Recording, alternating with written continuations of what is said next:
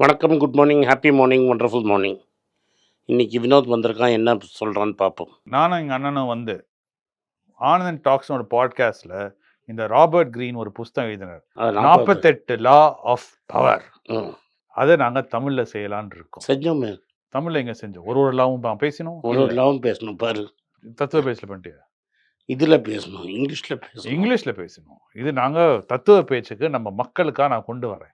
நம்மளுக்கு சக்தி வேணும். ஸோ முதல் லா இன்னைக்கு பேச போகிறோம். இதுமாரி 48 நாளில் ஒரு லா பேசி எல்லா லாவும் கடைசியில் புரிஞ்சு நாங்களும் 5 விரலை மூடி நாங்களும் அப்படி பஞ்ச் பண்ணுவோம். முதல்ல என்ன சொல்றேன்னா, out shine the leader.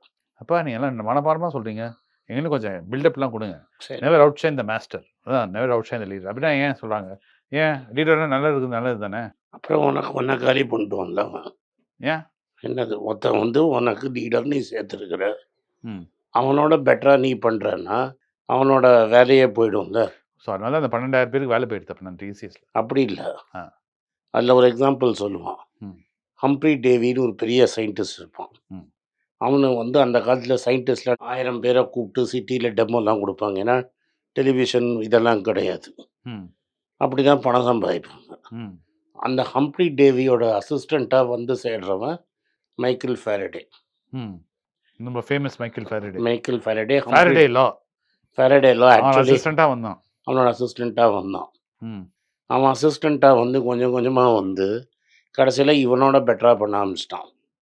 Humphrey டேவியோட ஒரே வெறுப்பாக அன்றைக்கி அடித்து காலி பண்ணவன் தான் 2 பேரும் பேசிக்கிறதே விட்டாங்க. க்ளோசர் டு ஹோம்னு ம் நம்ம ஊரில் ம் தி கிரேட் இளையராஜாட்ட ஐயோ கீபோர்டு ஆர்டிஸ்டாக இருந்தவர் தான் நம்ம ஏஆர் ரஹ்மான். ஏறாம பேசலாம். அவர் கோச்சிக்க மாட்டாரு. ஏஆர் ரஹ்மான். ம். இது ஸ்டோரி எப்படி வந்து மாஸ்டரே சூன்யம் வச்சுக்கிட்டாருன்னு. ம். பாலச்சந்தர் எங்க அண்ணனோட ஒப்பீனியனுங்க. இளையராஜா நல்ல ஸ்டோரி. ரைட்டாக இது யார் தப்பும் கிடையாது. Balachander decided to make a movie. ஒரு படம் எடுக்கணும். படம் எடுக்கணும்னா with another who is no considered a great master, Mani Ratnam. Roja அப்படிங்கிற படம் நல்ல படம். ரைட்டா. ஸோ படம்லாம் ஃபைனலைஸ் பண்ணிட்டாரு. பாட்டுக்கு யாரை போடலான்னா இளையராஜாவை போடலான்னு டிசைட் பண்ணிட்டாங்க. ஸோ எவ்ரிடே நீ போய் பேசுன்னு மணிரத்னம்கிட்ட கேபி சொல்லிட்டாரு.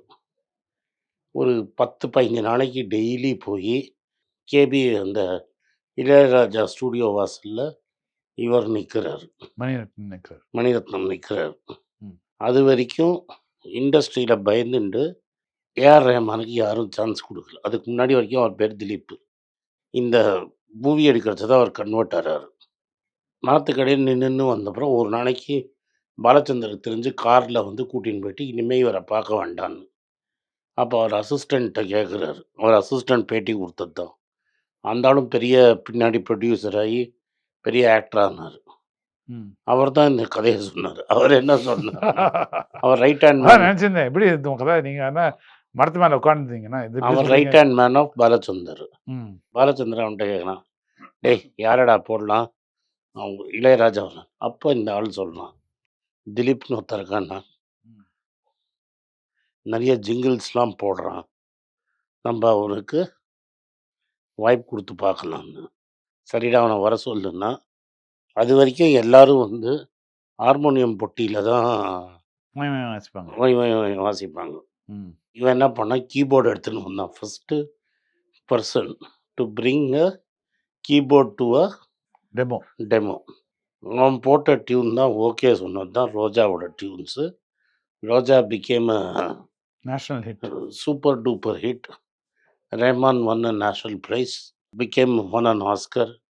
Ilayaraja could never win an Oscar. So far could not win an Oscar. But as a person, is a far better human being than in terms of attitude to public life. அது உங்கள் opinion. இல்லை கோர்ட்டில் யார் இடம் கொடுத்தாங்க அவங்களுக்கு அகேன்ஸ்டாக court case போடுறது. எஸ்பிபி, பாரதி ராஜா அண்ட் இளையராஜா மெட்ராஸுக்கு சேர்ந்து ஓடி வந்து, சாரி எஸ்பிபி வேற எங்கேருந்து வந்தான், இவங்க 2 பேரும் தேனியிலேன்னு ஓடி வந்து இவங்கெல்லாம் சான்ஸுக்கு சேர்ந்து சுற்றினவங்க.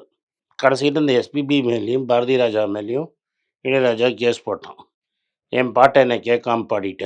அதாவது எஸ்பிபி பாடின பாட்டை இளையராஜா மியூசிக் போட்டிருந்ததுனால என் பர்மிஷன் கேட்காம பாடிட்டேன்னு வார்னிங் லெட்டரு அப்படிலாம் he made a scene of himself. AR Rahman was very சின்ன பையன். There have been other controls, but Rahman வந்து இது மாதிரிலாம் பப்ளிக் டிஸ்பிளே ஆஃப் ஆங்கர் அதெல்லாம் ஒன்றுமே கிடையாது. So now AR Rahman is express by another young star இப்போ அனிருத்தன். அதுக்காக இவர் வந்து you have never heard that Rahman வந்து நிறைய இடத்துல நோன்னு சொல்லியிருக்காரு. பட் என் ஸ்டூடியோ வாசலில் டெய்லி மரத்துக்கு அடியில் 2 ஹவர் நில்லு 3 ஹவரில் நில்லுலாம் பண்ணது கிடையாது. So far. So in every field, whether it is science, whether it is ஒரு மாஸ்டர்னு இருக்கிறவரை மாஸ்டருங்கிறவனை அடித்து காலி பண்ணி வந்து தான் அடுத்தவன் வருவான். ஆனால் நீ டைமுக்கு முன்னாடி பண்ணிட்டேன்னு வச்சுக்கோ, நீ காலி ஆகிடுவ. நீ அப்புறம் கேமே ஆட முடியாது. இப்போ நான் சொல்கிறேன், நான் எப்போதும் கவாஸ்கரை பற்றி ப்ரைஸ் பண்ணுவேன். டிஎஸ் ஸ்ரீனிவாசன் ஒருத்தன் தமிழ்நாட்டுக்கு ஆடினது தான் பெரிய கிரிக்கெட்டர். Is a very good batsman. TE ஸ்ரீனிவாசன்னு பேர். கஷ்டப்பட்டு அவனுக்கு சான்ஸ் வாங்கி கொடுத்தாங்க இந்தியாவுக்கு ஆடுறதுக்கு. சும்மா இல்லாமல் இங்கேருந்து என்ன சொன்னால், tell Lilly the tea is கம்மிங்னா. ஆஸ்திரேலியாவில் சான்ஸ் கிடைக்கல. Gavaskar out of form. அவன்கிட்ட போய் உனக்கு நான் பேட்டிங் சொல்லித்தரேன்னா, அதாவது சம்திங் டு தட் எஃபெக்ட். பார்த்தான் கவாஸ்கர். நியூசிலாண்டு கூட்டின்னு போய் கிரீன் டஃப், தட் இஸ் புல்லுக்கும் பிச்சுக்கும் தெரியாத டிஃப்ரென்ஸே தெரியாத இடத்துல பிச்சு இங்கே தான் இருக்குங்க, இதான் பிச்சுன்னு காமிச்சு ரிச்சர்ட் ஹேட்லி போலிங் கடியில் இவனை எக்ஸ்போஸ் பண்ணி 2 டெஸ்ட் மேட்ச் ஆட விட்டு அதோட அவன் கேரியரே முடிச்சிட்டான். இதுதான் நீ மாஸ்டருக்கு கோச்சிங் கொடுத்தா நீ டபுள் செஞ்சுரி அடிக்கணும். புரிஞ்சுதா? இன்னொன்று பாயிண்ட் சொல்கிறேன்.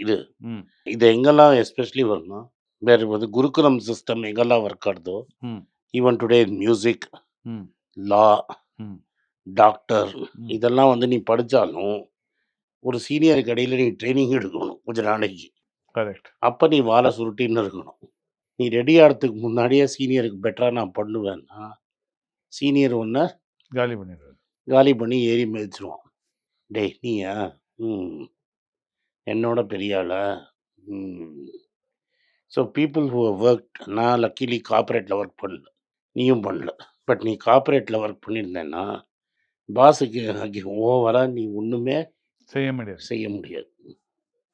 நீ பாஸுக்கு அகேன்ஸ்டாக ஏதாவது செஞ்சேன்னா உன்னை அடுத்த நாளே ஒன்றை செஞ்சிடுவாங்க. ஸோ நீ செய்ய போகிறேன்னா அதோட பாஸ் காலியாக இருக்கணும். இதை தான் வந்து கூம்பாங்க. நீ கூ பண்ணிட்டேன்னா அதுக்கப்புறம் நீ எழுந்துக்கவே கூடாது.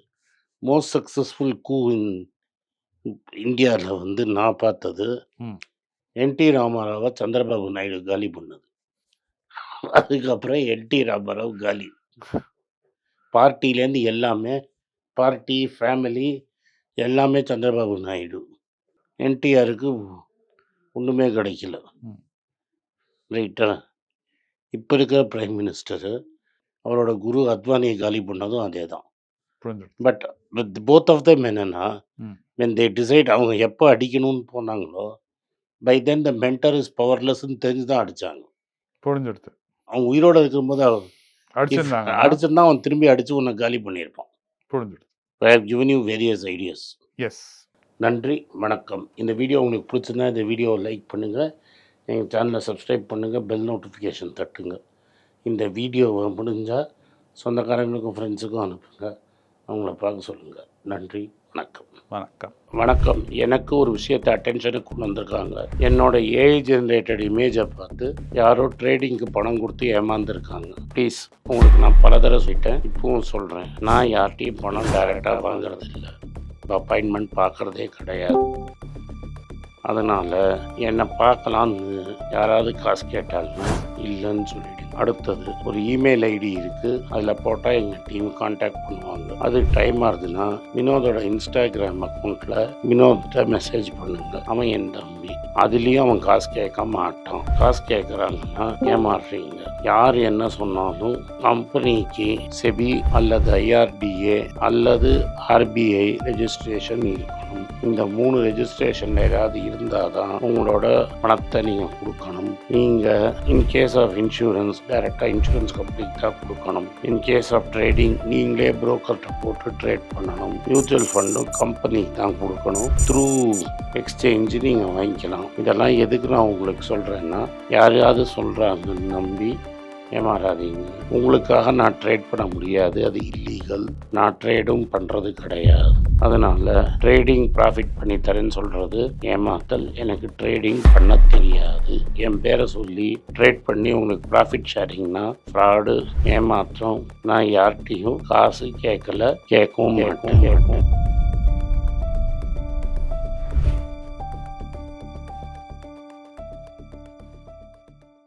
உங்கள் பேராதரவுக்கு மிக்க நன்றி. நான் டோட்டலாக 5 புஸ்தகங்கள் எழுதியிருக்கிறேன். 3 ஆங்கிலத்தில் எழுதியிருக்கிறேன். அதில் 2 தமிழாக மொழிபெயர்த்துருக்காங்க. ஸோ டோட்டலாக 5 புஸ்தகம் ஆச்சு. இந்த 5 புஸ்தகத்துக்கு ஹார்ட் காப்பி வேணும்னா நீங்கள் கீழே இருக்கிற வாட்ஸ்அப் நம்பருக்கு மெசேஜ் அனுப்பிச்சிங்கன்னா எங்கள் டீம் உங்களை கான்டாக்ட் பண்ணுவாங்க. இந்த 5 புஸ்தகங்களில் 3 புஸ்தகம் கிண்டலில் இருக்குது. அமேசானில் கிண்டலில் வாங்கணும்னு ஃபீல் பண்ணுறவங்க நேராக கிண்டலில் வாங்கிக்கலாம். தமிழ்லேயே யாராவது ஃபைனான்ஸ் நியூஸ் படிக்கணும்னு ஃபீல் பண்ணிங்கன்னா தயவுசெஞ்சு moneypage.com விசிட் பண்ணுங்கள்.